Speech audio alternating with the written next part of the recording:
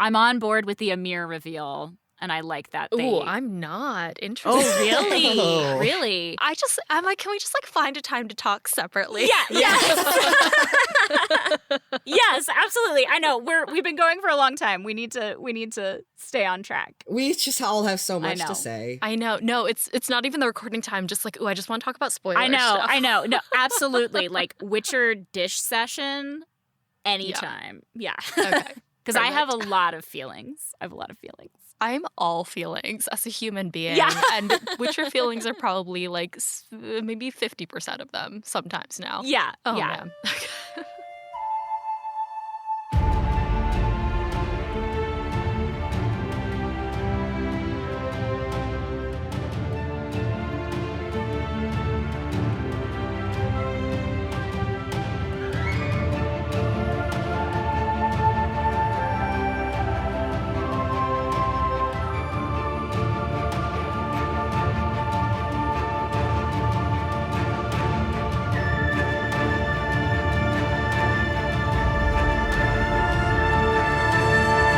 Welcome to Breakfast in Beauclair, a global Witcher podcast. My name is Alyssa from GoodMorhen, and I'll be your host as I, and our international hanza accompany Geralt of Rivia and his destiny, Cirilla of Cintra, across the continent. Well, as far as announcements go, I feel like this has been like a pretty quiet few weeks. Dark Horse Comics released their edition of A Grain of Truth. If you want to check that out, it is a beautiful edition of a well-loved short story, so you can find that online or in comic book stores near you. Other than that, our US meetup will be happening in August in Boston, so if you are interested in joining us for that weekend, August 19th to 22nd, I believe, is when we're going to be in the city. So if you're interested in joining us, feel free to contact me and join the Hanza Discord for more details. This episode, we're welcoming our good friend Lauren B. from the UK to our Hanza on Patreon. As always, thank you to our patrons and producer-level patrons, Louise of Cahir, the owner of the Churlish Porpoise, Katie the Redhead of Toussaint, Jacob B., Ava of Gullet, B. Haven of the Edge of the World, Charlotte from Megaberg Glamorai, Red Kite, the Original Roach, Conrier's Cat, Libby, Jendi Mandilovich, Wolf, Corey from the US, John of Riblia, Tom from Australia, Jill Kate the Tabby Witch, Ollie from Sweden, James Carson III, Father of Bean, Silas Ibe Sorcerer, a Toussaint Knight, Jeanette of Brocalan, Miriam of Temeria, and Softy. If you'd like to learn more about becoming a patron of the show, head over to patreon.com/breakfastinbeauclair.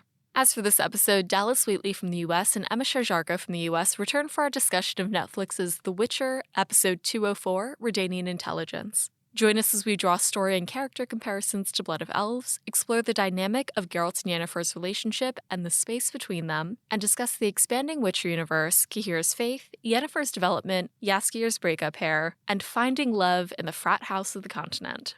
In our mid-episode news segment, Tidings from Toussaint, Larson Witcher Flick shares production updates from The Witcher Season 3 set. After the break, don't miss our listener call-in segment, Dear Friend. Without further ado, let's continue our discussion of Netflix's The Witcher 204, Redanian Intelligence, Part 2.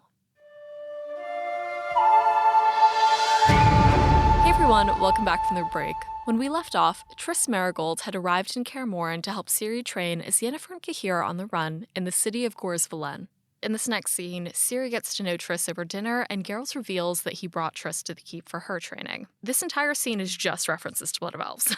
Ciri immediately asks, like, hey, are there any herbs or mushrooms for me today? And Lambert chews her out immediately. He's like, that windmill knock your head around, princess? And she's like, what? Like, I don't know. Yeah. And that's obviously a reference to the herbs and mushrooms that they continually give her throughout Blood of Elves. And then there's one more reference when Cohen tries to get Ciri to go to bed, and he tells her, like, come on, you little rat. I'll play a few rounds of snaps with you before bed. Maybe I might even let you win. And Ciri says, yeah, you wish. Cohen is always the most playful with Ciri, which is so nice to see that he's still very soft, again, in the series, and that he has a lot of affection toward her, and she returns it in kind. Very familial between them. And I also wanted to point out that one of my favorite first kind of sassy Geralt Ciri moments is when they're referencing the princess, which was the Striga in season 1.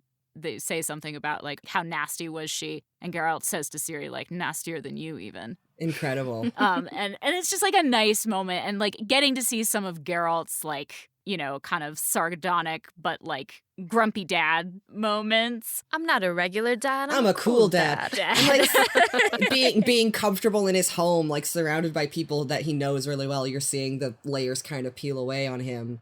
Witchers are like ogres are like onions. Yeah. Is Geralt the ogre the onion? It's very refreshing. The whole scene is a nice moment between all of these people, and Triss fits into it nicely also. Obviously, a lot of this season is about family and found family. I think this is one of the first moments that we really get like that feeling of congeniality between all of them, and it's really nice. Yeah. And also just shout out to high fantasy puberty blockers. Yeah, right? Like, no need to talk about that. Let's just move on.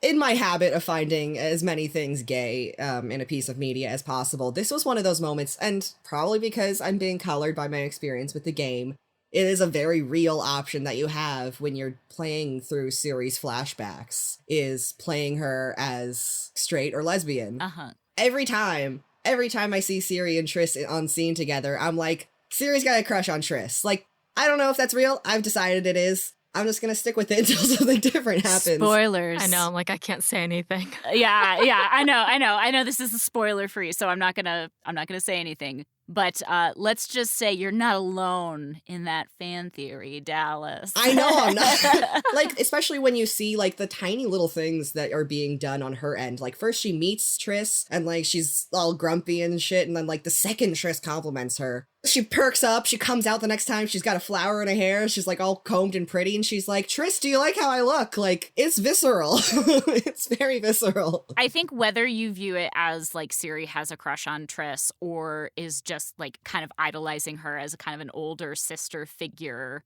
that dynamic is really nice, because we really haven't seen Ciri interact with any person like that so far in the show. Yeah. Except for, like, her grandmother a little bit, but Calanthe is a totally different kind of person. And then she's just pretty much on the run. There's the woman at the end The one lady. Yeah, the one lady. But that's a very motherly relationship also. Yeah. I think it's also interesting, it's like the first time we see her interact with like any aspect of femininity with anything positive. Yeah. So like even in the beginning of the show when she's a princess and she's got all the jewels and anything she could possibly want to like feel pretty, and she absolutely despises them. Yeah. And when she finally has a moment to interact with another feminine figure in her life who makes her feel something other than a child, like she's a child, yeah, she's starting to take those steps, and she's starting to embrace the, what is it like to feel pretty? Totally. The one thing I do miss, in the books, we still get a lot more like fun, sassy Ciri. Right. We get a little bit of that in this season, but it's more colored by this growing weight of feeling unsure in her purpose and who she is and all that. Yeah. Yeah, and I feel like that is like a complexity of the way the season was structured to an extent. Just because when I first went and watched this season, I was not expecting them to spend the entire season in Kaer Morhen. Neither was I, yeah. That being said, the thing about Kaer Morhen in the books is that it really does feel like the last place of safety and refuge that Ciri has before she, goes on to run her hero's journey. But that time in Kaer Morhen is defined by so much security, growth, learning, and joy. Yeah. I feel like that's why that character has so much free reign to be sassy and to be silly and to have a lot of fun. Whereas this Kaer Morhen in the Netflix series has a lot more of a haunted past and present. I understand why they made some of the changes, like from a meta perspective. Like, it's not necessarily good television to have several episodes of people just kind of hanging out at Kaer Morhen and no big conflict really happens, because that's how it is in the books. Like, there's interesting things, interesting conversations going on, but there's not like a big conflict. They, obviously brought in the Eskel thing and then the last episode of the series. But, like, I understand why. I don't necessarily love exactly how they executed it, but I understand that you need more conflict in order to have, like, a compelling piece of television.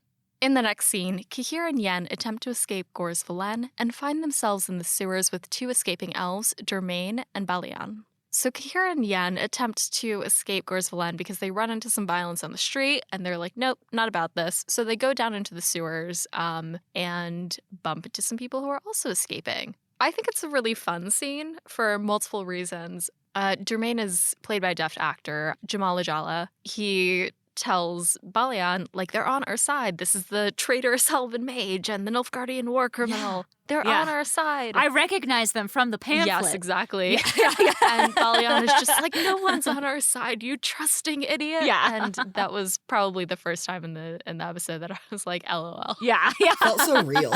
Yeah. I love these two characters because they're totally made up for the show. It is really nice to get a deaf actor in the show. And that's something I really appreciate, with the caveat that Lauren Hissrich and the team are making an effort to do, to bring in actors with disabilities and bring that into a fantasy world. That's really refreshing to me because fantasy can be so monolithic. Yeah. Yes, so to speak. Monolith joke. Monolith joke. Hey. But yeah, I thought that was really refreshing. Now, we'll talk about why they didn't totally see it through, but this scene itself is delightful. I agree. I'm just like, not killing the Black Duck. I know, why? Why? There's so many decisions that were made there. Yeah, oh, man. It's like, seriously, you just bring them in for 2 scenes. It's really cool that they did it. It's not cool that they decided to just kill him off immediately. But this scene, like with him like flirting with Yennefer and the relationship between the two of them, like Balian and Dermain. So cute. Talking about this storyline and the changes that they brought into the show being like one of my favorite things that they did. Mm-hmm. It just like really made the world come alive in a different way. Yeah. It feels very full. Like, in a lot of video games, especially open world ones, there's a really big struggle to make the world feel alive. Yeah. That does not seem to be a problem for people in this show. Like, this world feels full. Yeah. And it feels very alive. And it actually feels almost too full. And I think that's a really big tension that sort of comes across with the political stuff. But, like, it feels so rich and full, and I love it. Mm-hmm. Also loving the moment where Yennefer's once again sort of pulling some training out without having to use a single lick of magic. Exactly. Like I think that's what this episode is in particular, is seeing just how badass and competent Yennefer is even without magic. It's not just in this episode, but that's sort of like what we get to see in that moment at the end where Jaskier says, like, what do you do if you lose your purpose? I'm paraphrasing. Yeah. And she's like, well, you find a better purpose. And I'm like, oh, yes, I love that. I love it. I love it, Yennefer.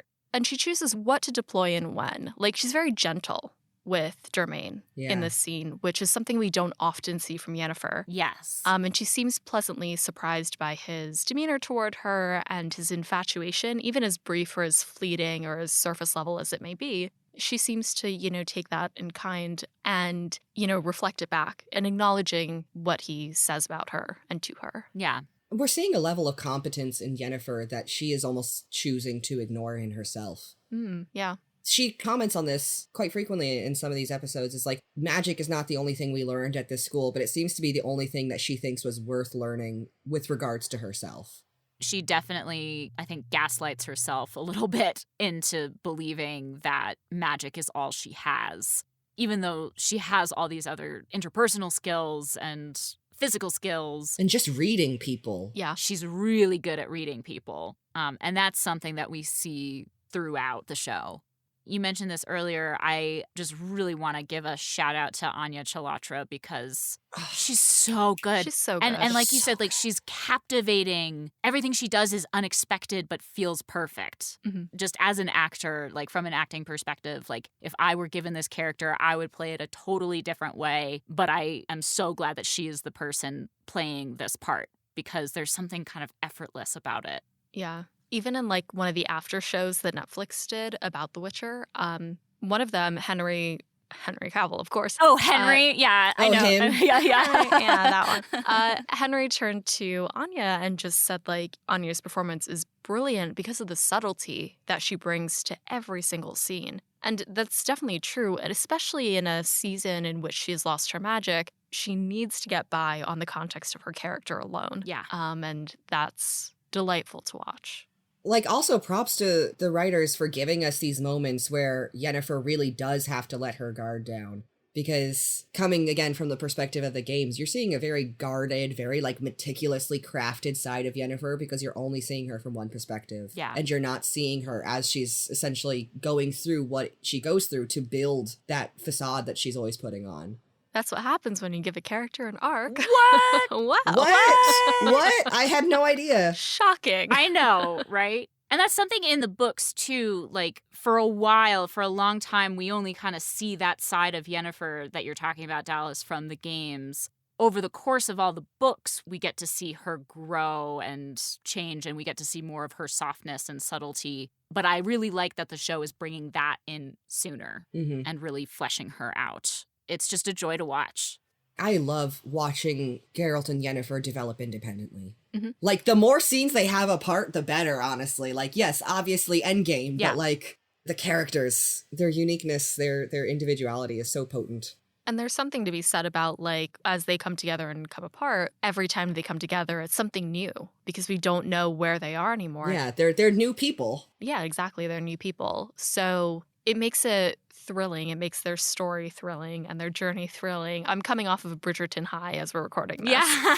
So, I find the tension of romance very compelling. Yeah. It's the on-again, off-again relationship that actually makes sense. Exactly. Like, they have this on-again, off-again thing, and when they grow apart and come together, it's this really beautiful thing to watch. And it's not a type of fairy tale romance that you normally get in fantasy. There's hugely problematic elements to it on both of their parts. Oh, yes. But that's like, that's life. Relationships are complicated. Even the best of relationships are complicated. And I think they're almost necessary as well, because it's those problematic elements that kind of force them apart again, and then they have to have their own sort of growth and their own arcs, thinking about the fact that they fucked up, and they gotta fix it now if they want to get back together. Like, it feels very mature. Every meeting they have is a new reckoning, a new come to Jesus, and it's a very, I don't even know if I would say combative, but definitely conflicting. Yeah, I think there's an element of that to their relationship as well. Yeah, but it's kind of one-sided. We all know it's very physical. Oh, yeah. I feel like Geralt just kind of takes it. Oh, yeah. He's totally a simp for Yennefer. Nothing wrong with that. No. It's some of my favorite stuff in the books. Like, we haven't had a mommy call out yet. No. Oh, Geralt does have mommy issues. That's for damn sure. He does. But in conclusion to this scene, I just really like that we're getting to see her interact with all these different people, because you don't get that as much in the books and the games. Yeah. You don't get to see Yennefer just kind of interacting with people. So getting her with Cahir and, these two random elves that they meet in the sewers ends up being one of the more poignant moments in the episode. Yeah. I can think of like one chapter per book where she's with people who aren't Geralt. Yeah, but just interacting with like normal people, we don't get to see that as much. I feel like it's so bad that I can go book by book and being like, okay, Nennika, Applegat. Yeah. Francesca, and then everybody else. Right. And the rest. Okay. And at the end of the scene, Germaine asks if they're going to the Sandpiper, who helps elves get to Cintra by way of Oxenfurt. As we pan away from the group receding deeper into the sewer, we see something lurking in the water, and we hear a growl. And then we cut back to Kaer Morhen, in which Triss learns more about Ciri's powers from Geralt, and the two attempt to decipher her relationship to the recent monster attacks. This is a continuation from the previous scene, in which they finished their meal together, and at the end of that scene, Triss was like, how do you know her? And while everything else has been going on, presumably Geralt has been telling Triss the entire story of Season 1. Right. And we cut back to them in time for Triss to be like, okay, so she was a princess who you got. Okay, cool. Okay, so previously on The Witcher. Yeah, that's basically what happens here. A lot of surprise. I'm up to speed. Okay. It's a good thing I'm smart and pretty. Yeah, exactly. You can rarely be both. It's true. It's Exactly. true. We learn from Geralt that Ciri might have the power of foresight, that she felt a pull toward the Leshy, she felt a pull toward the Myriapod. And at this point, Triss uses alchemy to attempt to find traces of mutagenic alchemy and involvement by mages in these monsters. And I love that they brought in the actual like physical component of alchemy, especially with that ancient centrifuge. I saw that and I like fucking cheered in my bedroom because I worked with centrifuges in grad school and I was like, yes, science! Science! Had a little moment. It was amazing. It's nice to see the sorcerers in this show doing like more than just like conjuring shit. Like they're actually putting in hard work, which I feel like it's left out in a lot of fantasy. There's definitely a certain scientific element to, so to speak, to the magic in the show. It exists in the books too, but to a lesser extent. Right. But it's really being made very explicit by the show. Like, I feel like their rules of magic are they don't always follow them necessarily. But like the idea that for you to create something has to die, like that's set up in season 1, episode 2. Mm-hmm. And like having a certain element of like this alchemy, which I feel like this is also a fun nod to the game because you get to do some cool mutagenic alchemy stuff, potion making and stuff. Yeah, and that's the thing is it also felt a lot more connected to the magic of Witchers because I feel like they missed out on that a lot in the game. Is they would tell you, you know, that Witchers do magic and that they are made by mages, but then that's about the extent that you would get. Like, you'd have to call on mages to come do things to which, like, it feels a lot more connected and grounded in, like, the same sort of magic in this show, which is what I feel like it's supposed to be. Yeah, canonically, Witcher's magic is, like, a lesser version of magic, but it's a more accessible version than a full-fledged sorcerer. So one of the interesting things that they say here in the exchange between Geralt and Triss is Geralt asks, like, could a mage have made this? And Triss says, you know, theoretically, but generating monsters has been outlawed for centuries. And Geralt makes a quip of like, oh, outlawed, so definitely not a mage then. And this is pretty much a reference to, you know, Nightmare of the Wolf, in which they were much more explicit about mutagenic alchemy in both quote-unquote canonical content with the creation of Witchers, as well as content that was created for Nightmare of the Wolf with Kitsu, the Elf-Mar hybrid. It's nice to see that little bit of history sneaking in. That little snarky, like, oh yeah, mages never commit crimes. I've never encountered that in my life. I certainly haven't dealt with the repercussions of that personally. Right. It is nice, though, that they pulled in that little reference to Nightmare of the Wolf, bringing the cinematic world of The Witcher cinematic universe together. The WCU. I'm sure we're going to be so exhausted of references between all of the shows that they're making. Sure. But in the meantime, while we're here, Geralt and Triss leave the laboratory. And as they're leaving, Triss tells Geralt that she says the names of those who died at Sodden every single night before she goes to sleep. And as she's saying the names, Geralt stops her because, as a reminder, he still thinks Yennefer died at Sodden. Right. And this does track with the books in which he couldn't bring himself to learn more about Sodden because he feared Yennefer's death. We still see that here, that he's still mourning, and it doesn't feel like he's grieved or processed anything, really. And then there's this moment between Triss and Geralt in which she asks him to spend the night with her, but she's rejected, which is also reference to the books. Yes. Albeit, I think as we spoke about, like one that's not as ethically concerning, I think is what happens in the books. Yes. For some context, Dallas and those who haven't read the books, basically in these chapters from Triss's perspective, she just really wants to bone Geralt. And there's some problematic stuff that has happened between them previously that we don't necessarily get. And I liked the choice of the show to be like, she propositions him, she asks him, he says no, and they move on. And like, that's sometimes how life works. Yeah. Now listen, I can't blame her for being fixated in the books. Who could? I certainly don't have a picture of him on my wall. She's in the frat house of the continent. There are options. Yes, exactly. And it's not necessarily like, it didn't bother me hugely in the books, but it was definitely a repetitive thing of like, she just wants to sleep with Geralt. She wants to sleep with Geralt. She wants to sleep with Geralt. And I liked that the show was like, yes, she wants to sleep with Geralt. Reining it in a bit. Yeah, exactly. He said no, and there we have it. Yeah, that was something that led me to dislike her kind of heavily with the games, was because I only started with The Witcher 3, was learning about the events in The Witcher 2, essentially, which is kind of like magical date rape situation.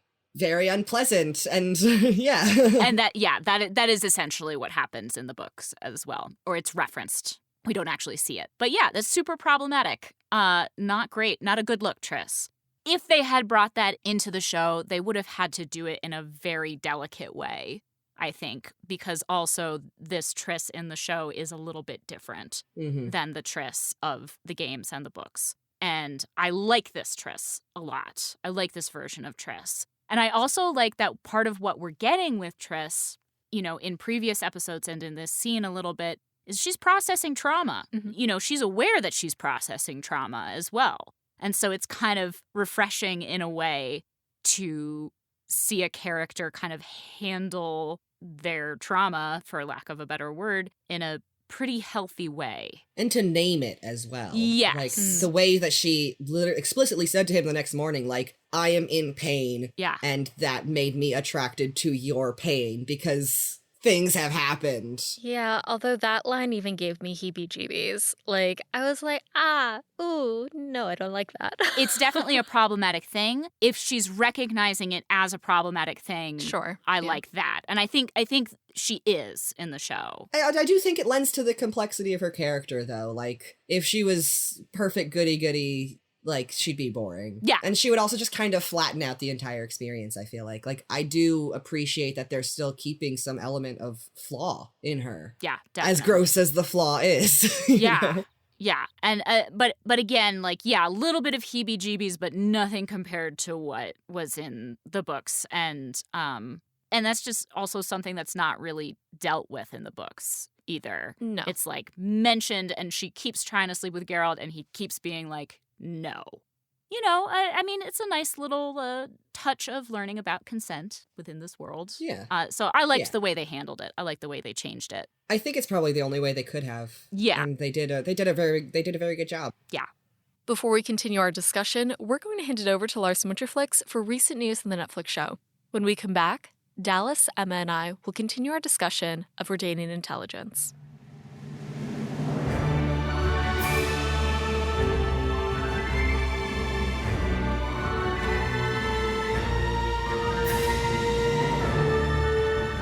Hey, it's Lars from Witcherflix, and this is Tidings from Toussaint. Welcome back, everybody. It's still quiet on the set of The Witcher Season 3 at the moment, but this is a good sign. Everything seems to be going well. But fortunately, there are still some interesting things to report. So let's jump right into it. In the last 2 weeks, the filming for Season 3 mostly took place in studio, but for some scenes it briefly moved out into location.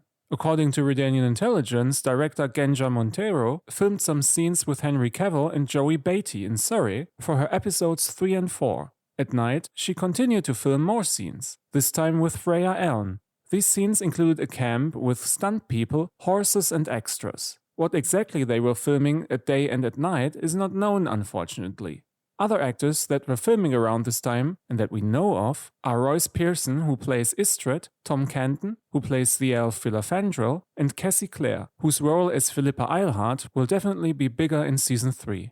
Moreover, we know that the Witcher crew will move to Wales to continue shooting. Redanian Intelligence again reports that the crew is gearing up and preparing to go to Wales, where some scouting had taken place previously. Witcher producer Steve Gorb is already in Swansea in Wales. While we don't know yet where exactly the filming will take place, thanks to Redanian Intelligence, we do know where the crew did their location scouting. The filming could happen in any of these places. They scouted Trefil Quarry, an abandoned limestone quarry in South Wales, the scenic Landward Major Beach and Nash Point, and 3 Cliffs Bay, that is located a little bit more to the west, but is as gorgeous as the aforementioned places. We will learn more about this in the coming weeks. In other news, we've learned about an exciting new casting for Season 3 that hints at a storyline from the book Time of Contempt that is being adapted for the next season. According to Redanian Intelligence, actor Stuart Thompson will play the character of Fabio Sachs. He is a young boy from Gorsvelen who is tasked with showing Ciri around the city.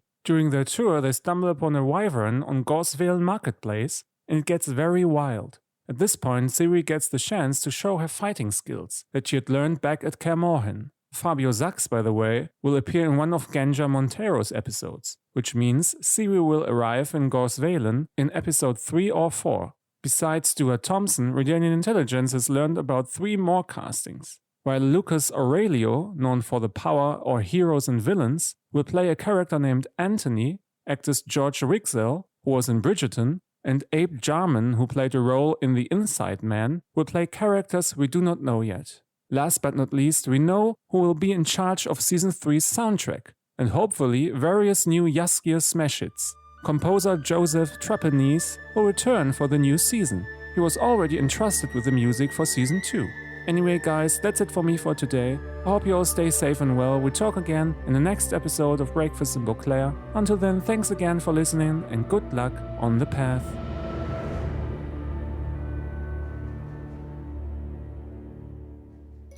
Hey everyone, welcome to our listener call-in segment, Dear Friend. Keep on listening as members of our international Hanza share their thoughts on what we're discussing in this episode.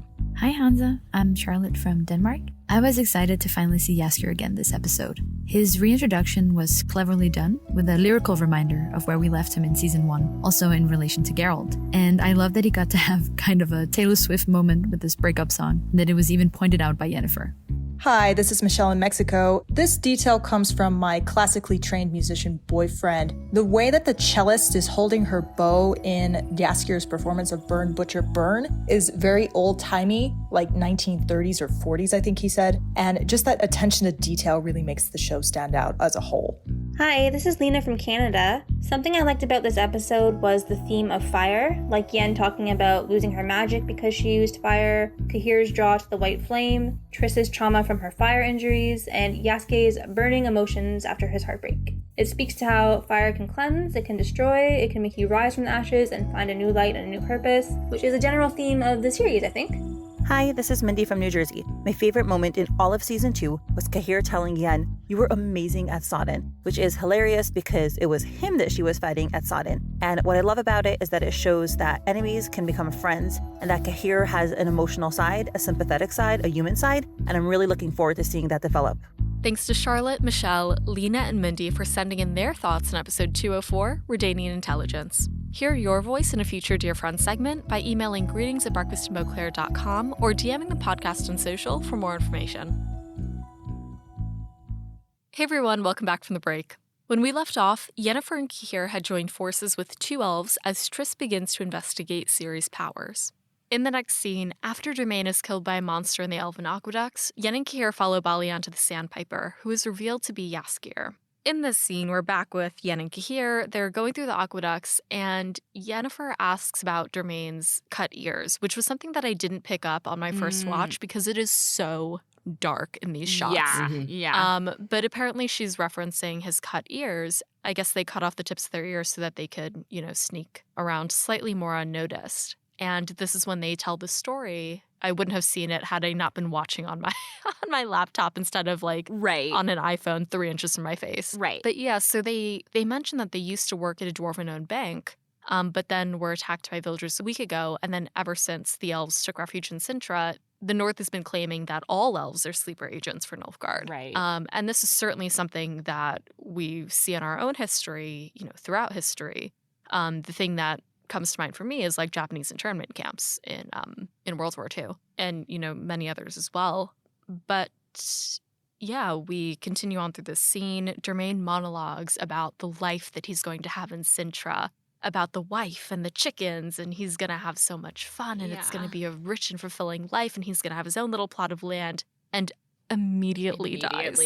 This man is gobbled and disappears. And understandably, everyone bugs out. Yeah. Cahir and Yen go to help him immediately and just try to grab him through the gates, try to wrestle him from this creature. Balian freezes completely and bolts. Yeah. Which is props to Cahir for trying to save him instead of just reverting to military response where it's I'm with Yennefer, we're leaving. He is the first person to try to snap her out of it. Yeah. Though. He tells her to leave and she doesn't, and then he tries to help, and then he has to shake her out of it he's gone. But yeah, this is a very emotionally taxing scene to watch. It is, especially given how lovely the previous scene with these characters was. we mentioned this briefly, but like how problematic it is to introduce a deaf character of color and then immediately kill them. Like all the props you got. Ugh.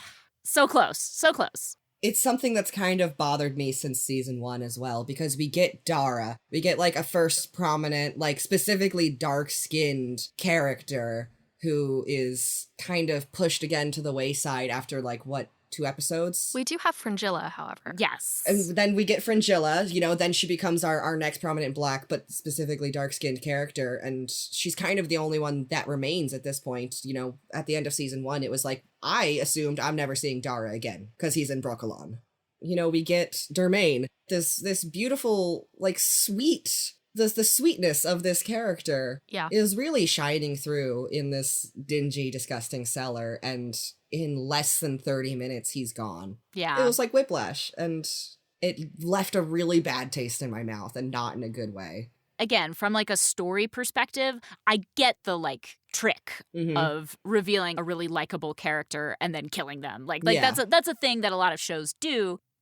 I think the thing to keep in mind, though, is like the optics of bringing in one of very few, as you said, like dark-skinned black characters. Yeah, played by a deaf actor as well. Yeah, and so it's just to bear in mind, you know, when you're writing these things out, when you're outlining these things, like just be aware that if you make these choices, it matters, and people are going to notice. Yeah, especially considering that with the way that season 2 at least is being framed, it's framing Fringilla as a complex and perhaps likable yet still antagonistic character. I mean, we don't get Fringilla in this episode, but I just want to mention I have no idea what they are going to do with Fringilla next. Yeah, I don't either. She is totally different than what is in the books, or her story rather. And so like it could go anywhere, and I'm excited for it because I think the actor is terrific. Mimi Kisa, I believe. Yes. Oh, she's incredible. And the way they're building up her story is really interesting. And I'm excited, given what we see at the end of this season, for what's next for her. I just wanted to shout out to her, even though she's not in this episode. After all of this, Yen and Cahir leave the sewer, and Yennefer is in a state. She is so frustrated about presumably everything. The loss of her magic, the fact that she's run away from the council, the fact that she's with Cahir, the fact that Dermain just died in their presence. And she unleashes all of this in an outpouring. And it's an excellent monologue. You're born helpless, so you find strength, then that's all they want you for, to use you, and then you find love, but it isn't real. It's a wish that someone made once before they even knew who you were. And you find power, and then it turns to ash in your hands. And Cahir kind of has to snap her out of it, and he says, you were incredible that day at Sodden, that fire. And then he realizes that she lost her magic. The fire is what did her in. And then he, turns it into, this weird, zealoty kind of thing yet again, as he's wont to do. Evangelists, man. And then he brings it back to, the great sun and the white flame, and he's like, we all have our time in the sun. Your magic has served its purpose. Perhaps there's a bigger plan for you out there now. And it's one of those things where, kind of thinking about it on a meta level, there's a bigger plan for you out there now. Is it religious? Is it a nod to the fact that she is destined for motherhood, to be Ciri's adoptive mother? Or is it just him being no, your magic is gone? As we heard in the last episode, what's lost is lost. Do something else. So it's something that, especially reading it back, it's interesting to try to decipher the intent. I really liked the way the actor delivered that as well, because it didn't feel 100% pandering. It almost felt like the way that he was delivering it, it almost felt like he was trying to find something nice to say, but also not knowing how to say nice things just in general. Yeah, it's just not in his toolbox. Yeah. I also love the actor, Eamon Farron. God, he's so good. Oh, he's a delight. But he's also really scary looking. It's the cheekbones. Without the beard. Yeah, it's the cheekbones. But I like this moment for him of trying, And I think you're right. I'm not necessarily sure what the intent is, either his intent or the writer's intent in this moment. But it is a really great scene. It's a great back and forth. now that I'm thinking about it, it might be kind of like a nice foil to the conversation that Yennefer has at the end with Jaskier. Mm-hmm. I think the benefit to what he's saying, you know, like religious fervor aside, is like it's not in your control anymore. Don't worry about it, because why worry? It's a very stoic response. Yeah, and it's very practical, and that's very, you know, his style, either inherently or what he was kind of raised and what was beaten into his head to believe. Given that, like, he was able to resist Toussaint breaking into his brain. Like, he's someone with incredible mental willpower. That's just an interesting thing. This is all sort of new, and creating these dynamics between these characters is, I don't know if I have an answer for what exactly the purpose is of it, but it's fun to watch. There's a very strong, like, loyalty and faith in this character. Like, for as practical as he is, I think that practicality comes from the loyalty that he has, where, from his perspective, is a lot of, I shouldn't worry about X, Y, or Z, because if I did, I couldn't do A, B, and C. And I'm supposed to be doing A, B, and C, you know? So, like, you just take a page out of my book. If you worry about X, Y, and Z, you're not going to be able to do A, B, and C. And right now, A, B, and C is getting on this boat. I feel like we've spoken about Cahir's kind of one-track mind and one goal, one vision. Yeah. On the podcast before, but it's like season 1, I have to get the princess. That's right. His whole MO throughout the whole season, right. And anything. It's very militaristic. Yeah. And this as well. I got to get to Cintra. Anything beyond that is completely indifferent. And I will get to Cintra, and I will take my place as Commander General. And you are coming with me, because this is a pact that we made, and, like, it's happening. Like, I don't care if I don't like you. You're coming to Cintra with me. Like, exactly. Yeah, he's very, like, dispassionate in a way, which is a little different from how he is in the books. Yeah. Yeah. Sad sigh. We'll see. Oh, no. But I have no spoiler face on camera. Again, sort of like Fringilla, I am very excited to see where his character goes next, because... Yeah, I haven't got a clue. I don't either, because he's got to end up somewhere if they want to remain, like, at least a certain loyalty to the books. But he's got to go through some stuff to get there. Yeah. So I was watching behind the scenes of this tavern scene, and Joey Beta was talking about how that they filmed this on an exterior scene, so you can kind of see his breath, see everybody's breath, and they all had to pretend like they were warm. Yeah. All the extras and Joey. Yeah. I wonder why. I wonder if it might just be a logistical issue with, like, the space of crews, you know?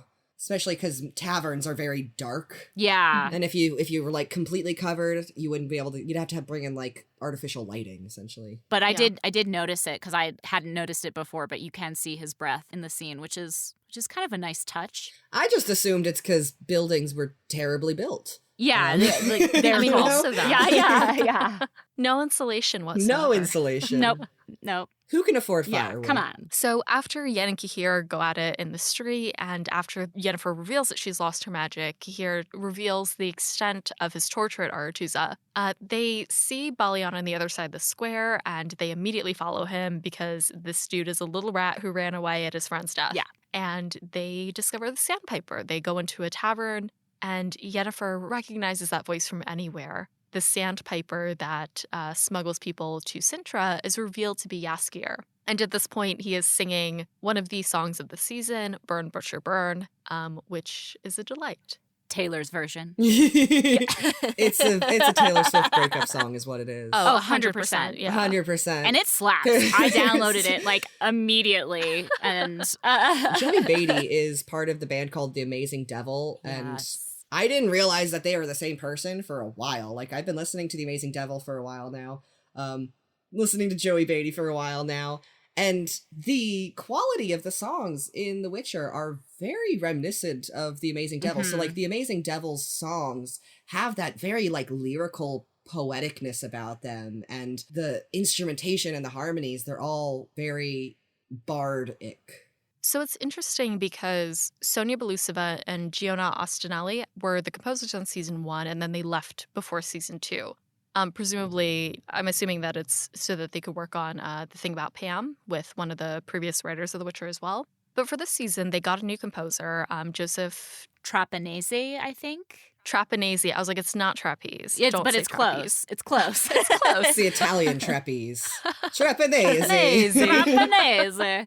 So they got Joseph, and when I was listening back to some of like the behind the scenes of season 2, apparently Joey got a little bit more free run to actually, create and write a lot of these songs on his own. Oh, nice. Which is, I believe, probably the connection that you hear between Burn, Butcher, Burn, a couple of other songs that he put on the soundtrack as well. I think at least 1 or 2 more that aren't as spotlighted as Burn, Butcher, Burn, but they're there. I say he has a very distinct style when it comes to songwriting. It's a very good one. I need to listen to The Amazing Devil. I haven't yet. The Horror and the Wild is the first one that got me. Okay. And there's like yoiking and stuff in it, Nice. and it's so good. Oh my god. It's that one that you put on when you want to like stand in the woods naked and yell at the moon. Perfect. Yes. Just me? Oh no. It's a mood. Certainly a mood. It's a shade of existence, yeah. It's its own emotion.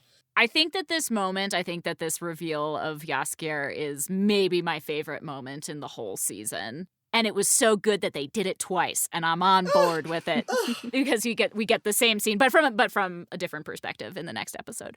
But I just love this, and it's such a great song. It's so fun seeing him in his like new coat and like interacting with the audience and the terrible hair. Yeah, the terrible hair. The terrible hair. It's breakup hair. It's breakup hair. Yes. He gave himself bangs. Definitely.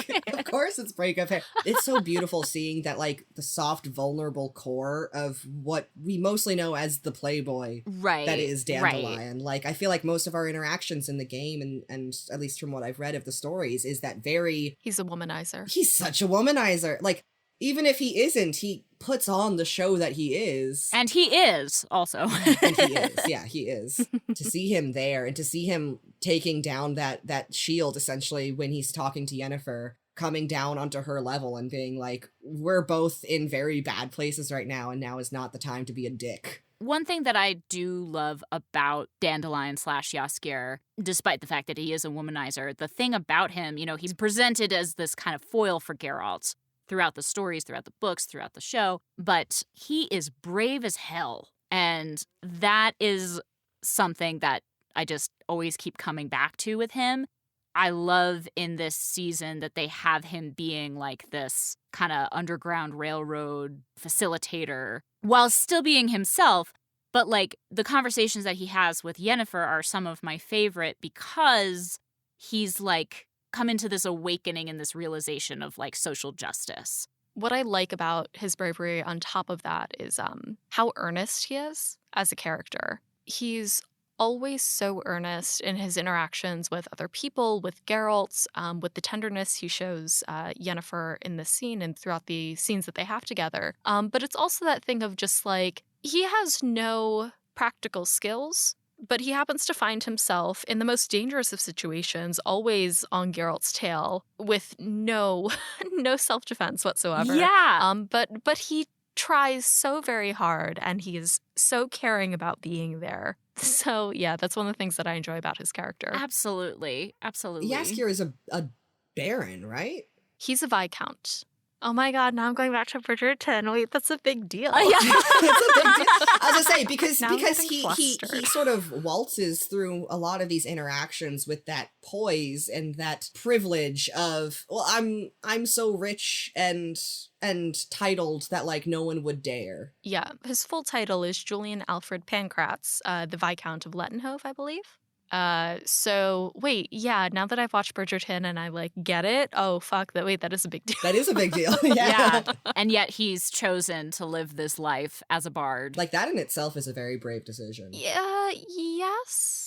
It's one of those things where I wonder if you have the financial stability and means in order to do that and be educated that and helps. still have an inheritance to go back to. I wonder if it gives him the means with which to live a life like that. That's a really good point. Definitely. Like, he definitely strikes me as a character who, like, has a lot of privilege and, like, never got in trouble for anything he did. And that's why, like, he keeps getting in trouble now. He's a little shit. Yeah. He's such a little shit. Absolutely. And so I like that story for him, and that, like, now he's, like, suddenly having a, as you said, come to Jesus moment of like, oh shit, these people around me are being treated terribly, I can do something about that. And so this is a nice moment for him and his character. Making you wonder who those anonymous benefactors are that are funding the Sandpiper. It does. You know, speaking of, in the next scene, Dijkstra sets his plans to take Cintra in motion by planting an elven spy in the city,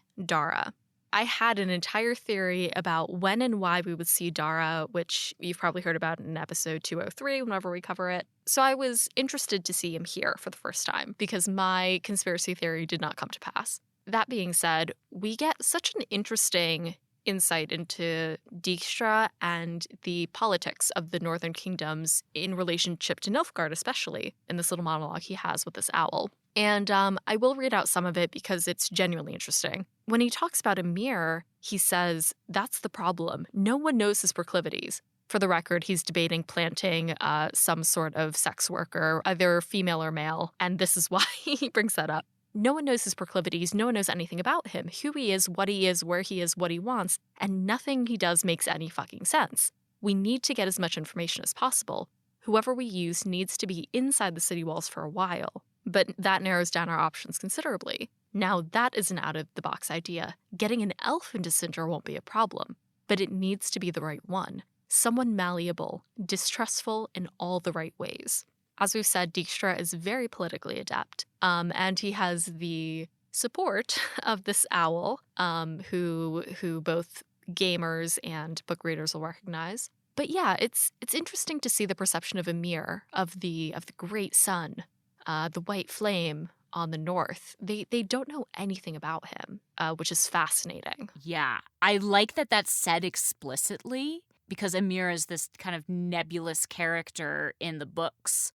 I like that it's said explicitly, like, no one knows what this guy fucking wants. And that's, like, part of what makes him so scary and so powerful. I also like, just on top of that, like, the decision to have Dijkstra, like, half naked, like, muttering to himself, seemingly. Like, you're like, what's going on with this guy? Yes. Which is just very fun. It's just a fun choice, I think.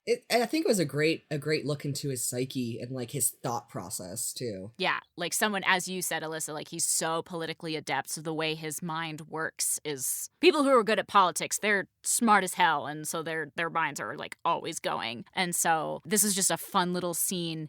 It's incredibly interesting to see where they're going to take all three of these characters. Yeah. Dijkstra, the owl, and Dara as well. And we'll certainly find out. But it's a nice little, like, snippet for the moment. Yeah, I loved that scene. I love when we have those moments where the scene is, like, all in all, probably less than 2 minutes long. And it's just the briefest little snippet into someone's mental state or current state. Like, it's like watching somebody play 3 games of chess at the same time, realizing that they're also winning and kind of having to deal with that, but then not having the time for that because you just jump right into the next thing and you're like, well, that's going to come back later. To haunt us, yes. Before we get to the rest of the discussion, we're going to take a break here. Next episode, join me, Dallas Wheatley from the US, and Emma Sherr-Ziarko from the US as we conclude our discussion of Netflix's The Witcher 204 Redanian Intelligence. Thanks for joining us at The Breakfast Table. For show notes, transcripts of each episode, and a complete list of our social platforms listening services, head over to breakfastandbeauclair.com. Breakfast and Beauclair is created by Alyssa from GoodMorhen. It's hosted by Alyssa with the Tidings from Toussaint, news segment by Alyssa and Witcher Flicks. The show is edited by Alyssa with music by Witcher Filter Media. Breakfast and Beauclair is produced by Alyssa in New York City with Louise of Cover, the owner of the Shirlish Porpoise, Katie the Redhead of Toussaint, Jacob B, Ava of Gullet B, Haven of the Edge of the World, Charlotte from Egberg, Glemurai, Red Kite, the Original Roach, Cotton Rose Cat, Libby, Jenny Mandilovich, Wolf Court from the US, John Riblia, Tom from Australia, Jill Kate the Tabby Witch, Ollie from Sweden, James Carson III, Father, Bean, Sally Sipe, Sorcerer, Toussaint Knight, Janetta Berkelon, Miriam of Tamari, and Softy. Special thanks to Dallas and Emma for joining us for this episode and our international Hanza for their support.